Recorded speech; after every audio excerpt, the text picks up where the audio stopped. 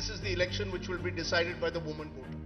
In the Madhya Pradesh Assembly election, women voters outnumbered their male counterparts. जब 2021 में दुनिया US की पहली वुमेन वीपी को देखकर एक बड़ा मोमेंट सेलिब्रेट कर रही थी, तब तक इंडिया में एक आयरन लेडी पीएम रह चुकी थी, प्रेसिडेंट और ऑलमोस्ट हर स्टेट की सीएम एक वुमेन रह चुकी है। पर इन सब रिप्रेजेंटेशन से कितना चेंज हुआ हमारा सोसाइटी। आजकल हर कोई वुमेन वोटर्स को फ्री बस राइड, साइकिल, लैपटॉप और पता नहीं क्या क्या देने को राजी है। ये क्यों हो रहा है, आइए जानते हैं।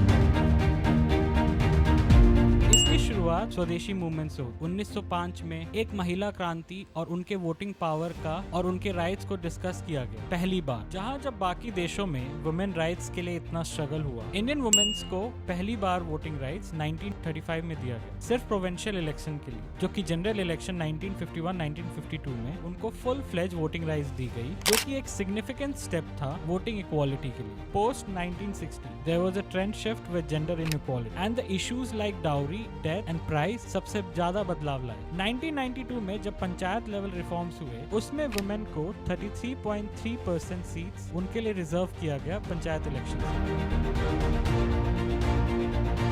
आइए देखिए पंचायत सीरीज का एक सीन। पिछले पंचायत इलेक्शन में सरकार ने सीट महिलाओं के लिए रिजर्व कर दिया था ना, लेकिन बृजभूषण जी ठहरे हमारे खिलाड़ी आदमी, अपनी जगह अपनी पत्नियों को खड़ा कर दिए और चुनाव जीत भी गए। 1951 में जब वुमेन्स ने पहली बार वोट डाला, तब सिर्फ परसेंटेज 37%। 2019 का आम चुनाव में भारत के डेमोक्रेटिक प्रोसेस में एक रिमार्केबल बदलाव आया। वुमेन्स सिर्फ 0.16% से मेन वोटिंग परसेंटेज से कम रही। 2014 के इलेक्शन में 16 ऐसे स्टेट्स बने जहां वुमेन वोटर्स ने मेन वोटर्स से ज्यादा वोटिंग की, और आश्चर्य की बात यह है कि ये वोटिंग परसेंटेज बढ़ता जा रहा है। 1952 में लोकसभा चुनाव में केवल 22 महिलाएं निर्वाचित हुई। 2019 में यही संख्या बढ़कर 78 हो गई, और हमारे देश ने कई बड़े लीडर्स वुमेन देखे। Indira Gandhi first women PM से लेके कई बड़े स्टेट्स की लॉन्गेस्ट सर्विंग सीएम भी वुमेन रही, जैसे कि शीला दीक्षित, ममता बनर्जी, जयललिता। कई रिसर्च बताती है कि जिस स्टेट का सेक्स रेशियो बहुत अच्छा रहा है, वहाँ वोटिंग परसेंटेज बहुत हाई रही है, including southern states like Kerala, Tamil Nadu.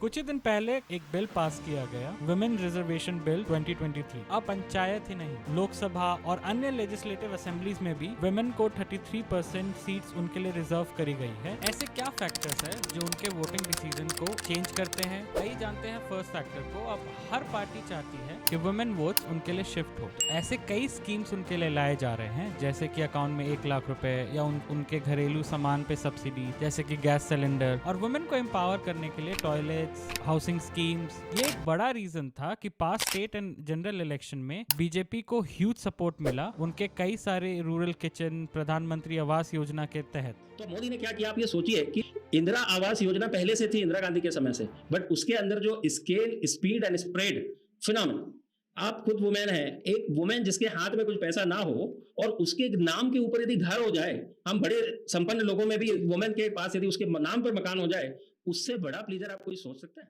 और ये बहुत बड़ा फैक्टर बना नीतीश कुमार के लिकर बैन के बाद बिहार में उनकी जीत का। यही रीजन है कि विलेजेस में women voters turnout outmatches male turnout in the last Bihar election. एक फैक्टर ये भी है कि कुछ महिलाएं आज भी अपने हस्बैंड या कम्युनिटी या किसी फैमिली मेंबर्स के अकॉर्डिंग वोट करती हैं। मैं अपने हस्बैंड के साथ ही वोटिंग करने जाएंगे, तो जैसे वो बोलेंगे वैसा ही करेंगे। Third and the most important factor is education and economic independence. The woman voter in a particular community is voting totally different than the male voter. आज के वुमेन जो है किसी मुद्दा या किसी उनके पर्सनल फायदे के लिए जो किसी गवर्नमेंट ने उनको दिया है, उसको दिमाग में रखते हुए वोट करती है। क्यों लग रहा है कि कांग्रेस का? अब संसद बीजेपी ने भी हमारा कुछ नहीं किया, कुछ नहीं किया, कोई काम नहीं हुआ, कुछ भी नहीं हुआ, कुछ भी।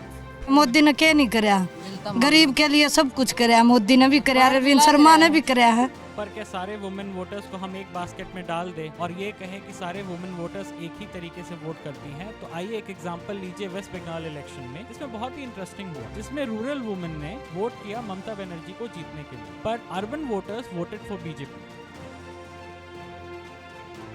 और यही सच्चाई है आने वाले सभी इलेक्शंस के लिए कि आप देखेंगे कि हर बार वुमेन वोटर्स को एक अलग नजरिए से एनालाइज किया जाएगा और हमें और भी कई वुमेन ओरिएंटेड स्कीम्स देखने को मिलेंगे। ये सब के बाद भी रिप्रेजेंटेशन काफी कम है और रूरल एरियाज में अपने पति की जगह मुखिया या एमएलए बन रहे हैं। सुरक्षा, पहुंच, सामाजिक दबाव जैसे मुद्दे आज भी कुछ महिलाओं को मतदान करने से रोकते हैं। लोकतांत्रिक प्रक्रिया में महिलाओं की भागीदारी को बनाए रखने के लिए ये इशू हटाना बहुत जरूरी है। भारत में वुमेन वोटर्स एक कोई नंबर नहीं है, अब वो नंबर रही भी नहीं है, वो एक साइलेंट रिवॉल्यूशन है जो धीरे धीरे बहुत मजबूती पकड़ रही है। आने वाले टाइम में राजनीतिक रियलिटी का एक नया आकार देंगी। जैसे जैसे हम आगे बढ़ेंगे, वुमेन वोटर्स की शक्ति ही भारत की शक्ति होगी। Thank you for watching, like, share and subscribe for more insightful content.